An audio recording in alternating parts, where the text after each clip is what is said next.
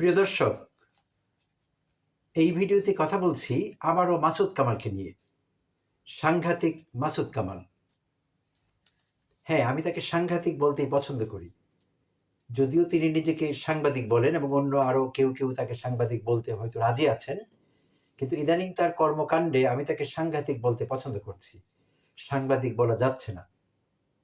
আর কারণটি আগের ভিডিওতেও আমার চ্যানেলে আগে মাসুদ কামালকে নিয়ে ভিডিও দেওয়া হয়েছে, সেখানে আমি বিভিন্নভাবে ব্যাখ্যা করেছি। তো আবার কেন মাসুদ কামালকে নিয়ে ভিডিও?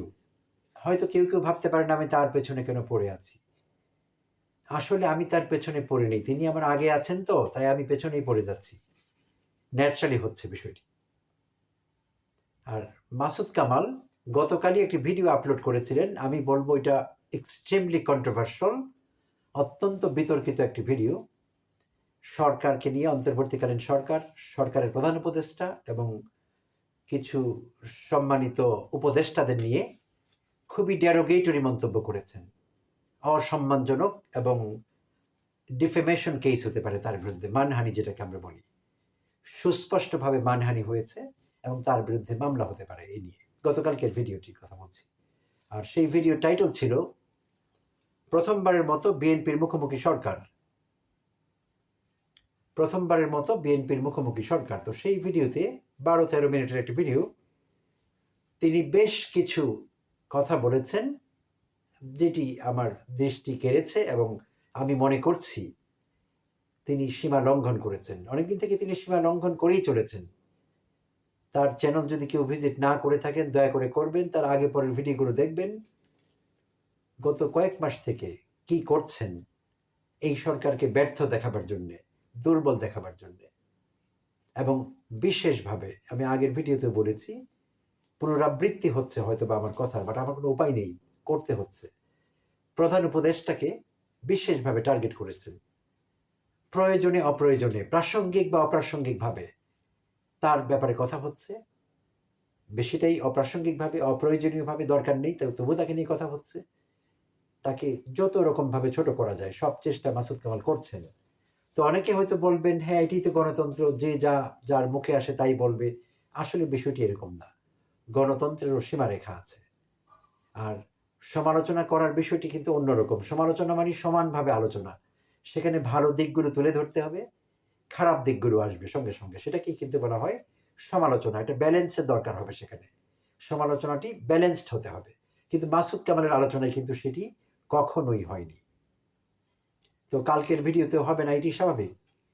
তো তিনি কি কি বলেছিলেন ডেরোগেটরি বা অসম্মানজনক বা অশ্রদ্ধাজনক, আমি সেগুলো one by one point out করছি।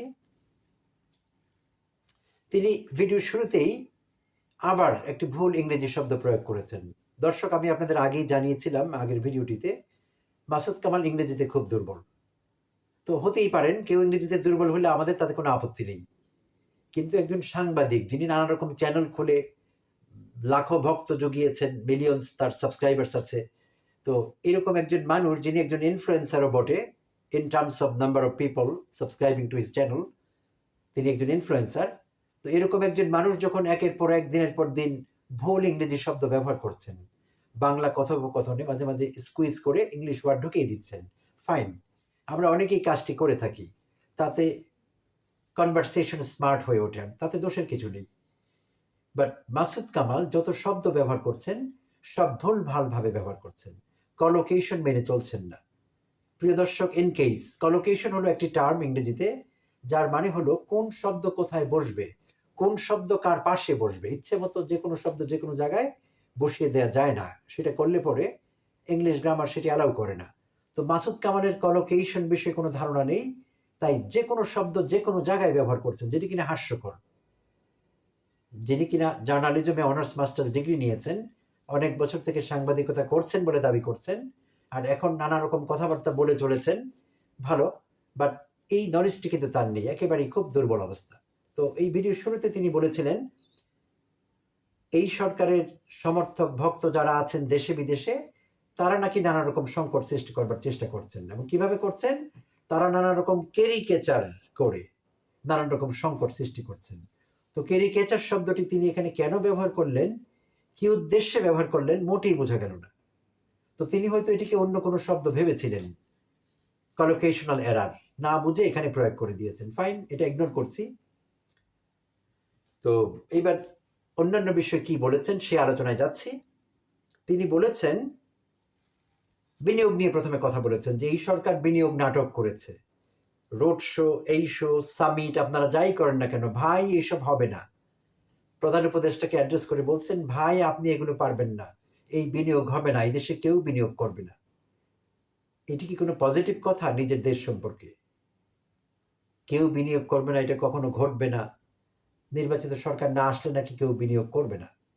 এবং বলেছেন বিনিয়োগে যেসব বিনিয়োগকারীদের দেখানো হয়েছে তারা নাকি আগে থেকেই বাংলাদেশেই ছিলেন, তারা বাংলায় কথা বলেন।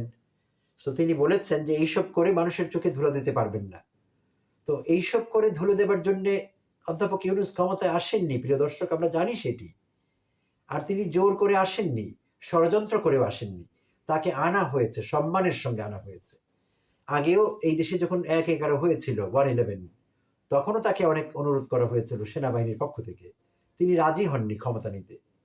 বাট এবার ছাত্র জনতার অনুরোধকে তিনি ফেলতে পারেননি, তিনি ক্ষমতা নিতে রাজি হয়েছেন।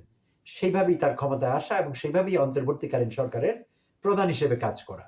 তো মাসুদ কামাল যেভাবে বলছেন তাতে মনে হচ্ছে তিনি কোনো ষড়যন্ত্রের মধ্য দিয়ে ক্ষমতায় এসেছেন, আর এসে অকারণে ক্ষমতাকে দীর্ঘায়িত করবার চেষ্টা করছেন। তো প্রতিটি ভিডিওতে এই ইঙ্গিত মাসুদ কামাল দিয়েই চলেছেন। ঠিক আছে, তো এই গেল চোখে ধুলো দেবার বিষয়, তিনি মানুষের চোখে ধুলো দিচ্ছেন। পরে বলছেন ইউনূসের আমলে মৌলবাদীরা আশকারা পেয়েছে কিনা সেটি ভাববার বিষয়। আর এই বিষয়ে ডোনাল্ড ট্রাম্পও একটি টুইট করেছিলেন, মাসুদ কামাল বলছেন। তো ইউনূস সাহেব মৌলবাদীদের আশকারা দিয়েছেন কিনা, বা মৌলবাদ তার আমলে আশকারা পেয়েছে কিনা, বা মৌলবাদ বলতে মাসুদ কামাল কি বোঝাচ্ছেন সেটা সীমারেখা কতটুকু, ধর্মচর্চা কোন পর্যায়ে গেলে মৌলবাদ হয় বা হয় না, সেগুলো বিশদ আলোচনার বিষয়। তো মাসুদ কামাল বললেন যে তিনি এদেরকে আশকারা দিয়েছেন কিনা হতে পারে। আর এই বিষয়ে ডোনাল্ড ট্রাম্প টুইট করেছেন, এইটি হলো তার এভিডেন্স। ডোনাল্ড ট্রাম্প টুইট করেছেন। তো ডোনাল্ড ট্রাম্প অনেক কিছুই টুইট করছেন, তার সেনিটি নিয়ে অনেক মানুষ প্রশ্ন করছে। পিপল কোয়েশ্চন হিজ সেনিটি, অর্থাৎ তার মানসিক সুস্থতা নিয়ে খোদ আমেরিকানরাই প্রশ্ন তুলেছে, তার দলেরও অনেকে প্রশ্ন তুলছেন যারা বিবেকবান। তো ডোনাল্ড ট্রাম্পকে কেন এখানে রেফারেন্স হিসেবে টানতে হলো ইউনূস সরকারকে মৌলবাদী প্রমাণ করবার জন্য, চিন্তার বিষয়। যাই হোক, আসি অন্য পয়েন্টে। তারপর বলতে থাকলেন এই যে উনি সংস্কার করছে, বিএনপি গতকাল তার সঙ্গে দেখা করতে গেল, বিএনপি ডিসেম্বরে নির্বাচন চাচ্ছে, কি অপরাধ করেছে বিএনপি। তো বিএনপির পক্ষে বেশ কথা বলবার চেষ্টা করলেন, বিএনপিকে হয়তো বা দলে টানার চেষ্টা করছেন। তো সেই জন্য বিএনপির নাম দিলেন। বিএনপি চেয়েছে ডিসেম্বরে নির্বাচন হোক, উনি কেন রাজি হলেন না, উনি কেন দিলেন না, উনি কেন বলছেন জুন পর্যন্ত যাবে। তিনি ভুল করে জানুয়ারি পর্যন্ত বলছিলেন মাসুদ কামাল, কিন্তু আসলে কথাটি ছিল ডিসেম্বর থেকে আগামী বছরের জুন পর্যন্ত। তো কেন দেবেন না, আর উনি নির্বাচন দেবার কে? মাসুদ কামাল আরো একটি ইন্টারেস্টিং প্রশ্ন তুলেছেন যে ডক্টর ইউনূস নির্বাচন দেবার কে, নির্বাচনের তারিখ দেবার কে, তাকে কে এখতিয়ার দিয়েছে, তাকে কে এই ম্যান্ডেট দিয়েছে, এইসব এই আজে বাজে কথাগুলো তিনি বলছিলেন। তো প্রিয় দর্শক, তিনি এখন সরকার প্রধান, অন্তর্বর্তীকালীন সরকার তিনি প্রধান, তিনি প্রধান উপদেষ্টা, তো তিনিই তো এই কাজগুলো করবেন, নির্বাচনের তফসিল ঘোষণা করবেন নির্বাচন কমিশন, বাট মূল নির্দেশনা ওনার কাছ থেকে আসতে হবে কবে সেটি হবে, আর সেই অনুযায়ী নির্বাচন কমিশন ব্যবস্থা নেবে।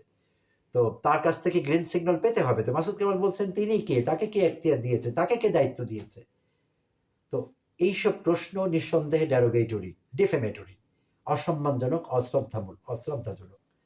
আচ্ছা, তারপর তিনি বলছেন যে আপনি বিদেশ থেকে লোক উড়িয়ে এনেছেন। তিনি অধ্যাপক আলী রিয়াজের কথা বলছেন। আলী রিয়াজকে নিয়েও তিনি অনেক ডেরোগেটরি মন্তব্য গত দু একটা ভিডিওতে করেছেন। তিনি বলেছেন হঠাৎ করে আমেরিকা থেকে উড়ে এসে আমাকে সংবিধান শেখাবে, উনি সংবিধানের কি জানেন। তো আলী রিয়াজ সম্পর্কে যারা জানেন, আলী রিয়াজ আমেরিকাতে বিশ্ববিদ্যালয়ের অধ্যাপক, শুধু তাই না, তিনি অনেকগুলো সংস্থার সম্মানজনক ফেলো বা সদস্য, আমেরিকার বিভিন্ন বডির তিনি ফেলো, বিভিন্ন বডির তিনি কোথাও প্রেসিডেন্ট, কোথাও ডিরেক্টর, কোথাও কোঅর্ডিনেটর, প্লাস তিনি একজন অধ্যাপক, বহু বছর ধরে সরকার ও রাজনীতি বিজ্ঞান পড়াচ্ছেন ইলিনয় অঙ্গরাজ্যে, ইলিনয় স্টেট ইউনিভার্সিটিতে। তো তার যোগ্যতা নিয়ে প্রশ্ন তোলা মাসুদ কামালের যোগ্যতার বিষয় না আসলে, যদিও মাসুদ কামাল সেটি ভুলে গিয়ে তাকে নিয়ে পড়ে আছেন, তার পেছনে কথা বলছেন এবং বলছেন যে আপনারই উপদেষ্টারা একসময় পালিয়ে যাবে, আপনিও হয়তো বিদেশে গিয়ে থাকবেন, আর আপনার উপদেষ্টারা পালিয়ে গেলে মাল টাল যা কামাবার তা তো কামিয়েই ফেলেছে। প্রিয় দর্শক, প্লিজ নোট ইট। এবং আমি সরকারের সংশ্লিষ্ট দপ্তরকেও বলছি, আইন উপদেষ্টার দৃষ্টি আকর্ষণ করছি, স্বরাষ্ট্র উপদেষ্টার দৃষ্টি আকর্ষণ করছি। মাসুদ কামাল বলছেন অধ্যাপক ইউনূসের উপদেষ্টারা একসময় পালিয়ে যাবেন, অধ্যাপক ইউনূসও দেশ ছেড়ে দিবেন, এবং শুধু তাই না, তারা মাল পানি যা কামাবার, তার ভাষায়, মাসুদ কামালের ভাষায়, তার ভাষায় এরকমই হয়ে থাকে, অমার্জিত অশিক্ষিত বাংলা প্রায়শই, মাল পানি যা কামাইবার কামাইছে, এগুলো নিয়ে তারা ভেগে যাবে। তো আমি সরকারের সংশ্লিষ্ট দপ্তরকে আবারও বলছি, মাসুদ কামালকে কাস্টডিতে নিতে হবে এবং তাকে জিজ্ঞাসাবাদের আওতায় আনতে হবে, কারণ এই অভিযোগ একটি গুরুতর অভিযোগ। আর সরকারের পক্ষ থেকে এই বিষয়ে যদি কোনো পদক্ষেপ নেওয়া না হয়, তাহলে জনগণকে ভুল বার্তা দেওয়া হবে। জনগণ ধরে নেবেন মাসুদ কামালের অভিযোগ ঠিক, উপদেষ্টারা আখের গুছিয়ে ফেলেছে, বিশেষভাবে বিদেশ থেকে যারা এসেছেন, উড়িয়ে এনেছেন যাদের অধ্যাপক ইউনূস, তারা মালপানি কামিয়ে ফেলেছেন, সেগুলো নিয়ে বিদেশে ভেগে যাবেন। তো এই কথাটিকে এস্টাবলিশ করা হবে। তো এই জন্য মাসুদ কামালকে কাস্টডিতে নিতে হবে, তাকে জিজ্ঞাসাবাদের আওতায় আনতে হবে খুব দ্রুত, না হলে দেরি হয়ে যাবে। তো মাসুদ কামাল আরো বলেছেন যে এইসব বিদেশ থেকে আসা সংস্কারকরা বা বিশেষজ্ঞরা আপনার সঙ্গে আড্ডা দেয়, তারা আপনার আড্ডার বন্ধু, তাই এরা ভালো, তাই এরা সংস্কার করবে, এদের সংস্কার করবার কি যোগ্যতা আছে? তো এদের কারোই নাকি সংস্কার করবার কোনো যোগ্যতা নেই। আচ্ছা, তারপর বলছেন দেখুন, এইসব সংস্কারের বিষয়গুলো জনগণের ম্যান্ডেটের উপর ছেড়ে দিন, জনগণ নির্বাচনের সময় ম্যান্ডেট দেবে। এই সংস্কারের বিষয়গুলোকে ম্যান্ডেটের উপর ছেড়ে দিতে বলছেন, শব্দটি তিনি ভুল প্রয়োগ করেছেন। প্রিয় দর্শক, আরেকটি ভুল ইংরেজি বললেন মাসুদ কামাল। বলা উচিত ছিল সংস্কার প্রস্তাবগুলো, সুপারিশমালাগুলো রাজনৈতিক দলগুলো তাদের নিজ নিজ ম্যানিফেস্টোতে যাবে এগুলো, আর সেই ম্যানিফেস্টো অনুযায়ী জনগণ ডিসাইড করবে, জনগণ সেগুলো দেখবে, আগে থেকে জানবে যে কোন কোন দল কি কি সংস্কার সুপারিশ মেনে চলবে বা কি করবে, তাদের কি টার্গেট আছে, ক্ষমতায় গেলে তারা কি কি সংস্কার করবে। সেই ম্যানিফেস্টো অনুযায়ী জনগণ নির্ধারণ করতে পারবে কোন পার্টিকে তাদের ভোট দেওয়া উচিত, আর জনগণ তখন ম্যান্ডেট দেবে সেই পার্টির পক্ষে। তো মাসুদ কামাল বলছেন এগুলোকে জনগণের ম্যান্ডেটের মধ্যে ছেড়ে দিতে হবে। না, জনগণ নির্বাচনে ম্যান্ডেট দেবেন, আর ছেড়ে দিতে হবে ম্যানিফেস্টোর মধ্যে, ম্যান্ডেটের মধ্যে এগুলোকে ছেড়ে দিতে হবে না। মাসুদ কামাল আবার কলোকেশন লঙ্ঘন করলেন, অর্থাৎ যখনই মুখ খুলছেন, যখনই দু একটি ইংরেজি শব্দ বলছেন, ভুল ভাল বলছেন, কিছুই হচ্ছে না, জায়গা মতো পড়ছে না। তো আমি তাকে আগে অনুরোধ করেছিলাম ইংরেজি না বলতে, আমাদের ইংরেজি দরকার নেই, তো বাংলায় কথা বললে আমরা বুঝি।